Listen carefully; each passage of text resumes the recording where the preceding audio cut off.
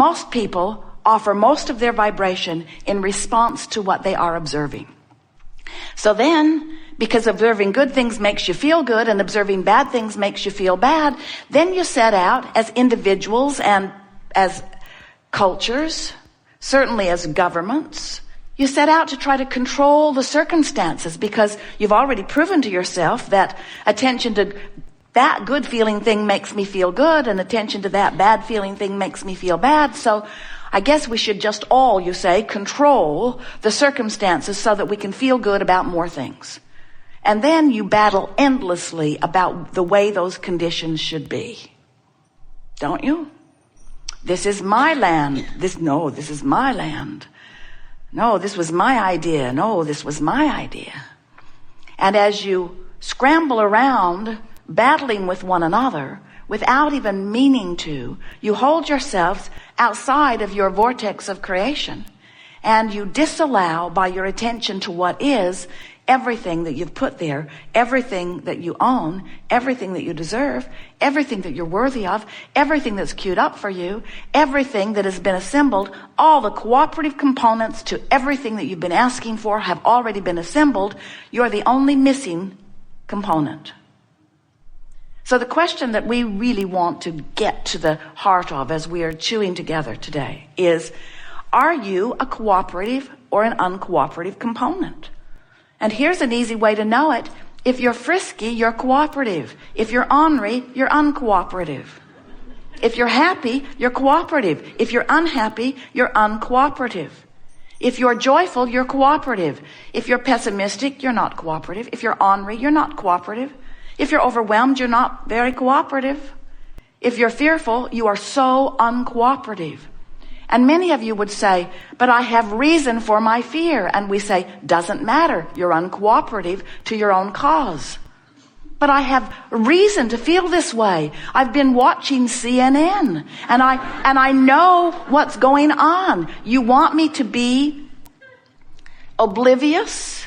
And we say to that, we want you to be oblivious to the things that make you feel ornery, that make you feel fearful, that make you feel unhappy, that make you feel pensive, that make you feel angry. We want you to be oblivious to them while you are aware of things that make you feel better. But we've never known anyone who could just withdraw your attention from something because, first of all, your attention to it is the reason it's close by. And the reason it's close by is the reason you're giving it your attention. Sort of a cycle of attraction. And have you noticed that cooperative components are being assembled around whatever attitude you have about anything? Do you know that you could pick some subject that you're really bothered by and start talking about it? And before you know it, other people, even strangers that you've never talked with about this before, would suddenly be talking to you about that. And then all kinds of evidence showing you that you are a cooperative component of unwanted things would begin showing up in your experience. This law of attraction is so consistent and will give you constant feedback about what's going on with you. So it is really true that you get what you think about. You are source energy, and a part of you came forth into this physical body. And when in this physical body, sorting through contrast, you ask for something more, the larger part of you becomes it. And this is the story that you want to give your attention to. We want you to understand that when you get it, that there is a vortex of creation that is spinning, that includes all that you are, that holds with it the energy of source. And when you take the time to line up with it, then you begin to understand that the only thing that is happening to you ever is that you are letting yourself be all that you've become or not. That really is the only story that's going on. Because if life hadn't caused you to expand, your not going would not make you feel negative emotion. The only reason that you ever feel negative emotion is because life caused you to cause the source within you to hold a different broader, bolder, bigger, lovelier stance of being, and you, in your attention to whatever you're giving your attention to while you have negative emotion, is not letting you get up to speed with all that you have become. Creation, everything that you feel, every emotion that you feel, and everything that is happening to you is happening only because of your relationship with who life has caused you to become, and you're allowing it or not. So rather than spending a lot of time talking about all of these points of attraction that could be going on, there are people who are sick with this disease and people who are sick with that disease and people who are having this trauma and this trauma, all kinds of things happening in the scope of human events. You look around, you see it all. But none of that is consequential. What is consequential is this vortex and your relationship to it. If your vortex is spinning as it is and you are holding yourself in fear or anger, you're so far from your vortex that there is a contradiction within you that has this really strong negative energy moving through you, and you don't feel good. When you get over into the vicinity of hope, closer to your vortex, you feel so much better because there's less resistance within you. And when you get into the vicinity of hope, your vortex will frequently take you in. And when you get in, oh, you're going to have a good ride. That's that feeling of elation. The best feeling in the world is moving into the vortex. The exhilaration that you feel, the feeling of passion. And of course, once you get into the vicinity of hope on several subjects and your vortex takes you in, now inside this vortex where you have clear view, now you begin to understand. You begin to know. You begin to believe and know. And that is an emotion that we don't have to tell you, you know, is sublime.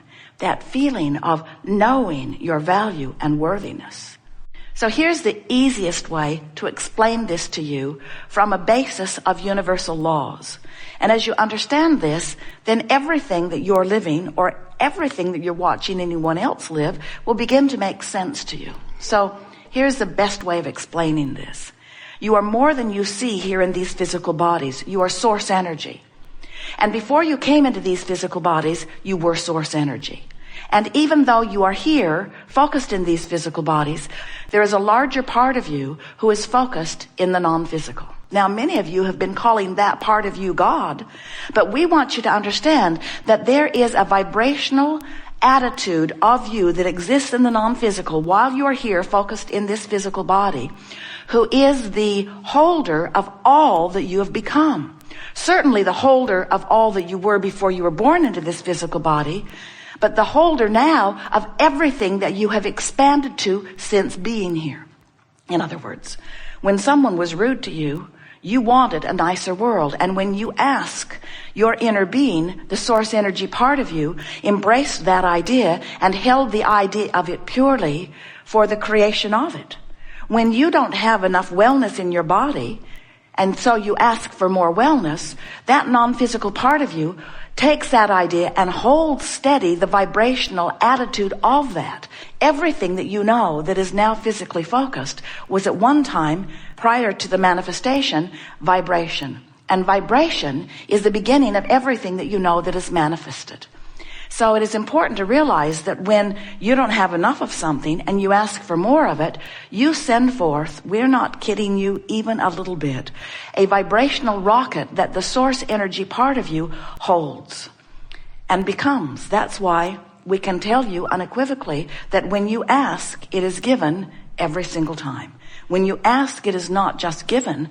When you ask from your physical format and you send forth a rocket of desire, the non-physical part of you embraces that desire and becomes it. And because everything is vibrational before it is manifested, you have to understand that that vibrational beingness is done. In other words, the precursor to the manifestation is already in place. So now what happens is that law of attraction responds to this powerful vibrating force that is really who you are. You sometimes think that when you ask for more money, you are the creator of more money. But it is much bigger than that. You are the creator of you, a more prosperous you. When you ask for a relationship, you might think that you are the creator of a relationship, but what you are the creator of is you within the relationship that you are desiring. In other words, we cannot find a stronger way of saying this, and so we're just going to leave it to you to hear it. We'll say it many, many, many times. You are the creator of your reality, which means you are the creator of you. You are the creator of you and your experience and your relationships and your body and your prosperity and your clarity. You are the creator of your relationship with everything that exists. You are the creator of your reality. And we so, in these hours that we are together today, want to draw your attention to this vortex of creation. Because every time you know what you don't want and you ask with greater clarity about what you do want, you add to this beingness that the source within you holds steady to. And law of attraction gathers, and these are the most important words you will ever hear, all cooperative components. So you have a vortex of creation, an assembly of all things wanted, circumstances and events, other people, attitude, information, everything that is necessary to satisfy the questions you're asking, the problems you're looking for solutions for, the creations you're creating. Everything is being assembled for you. In fact, vibrationally speaking, it is done.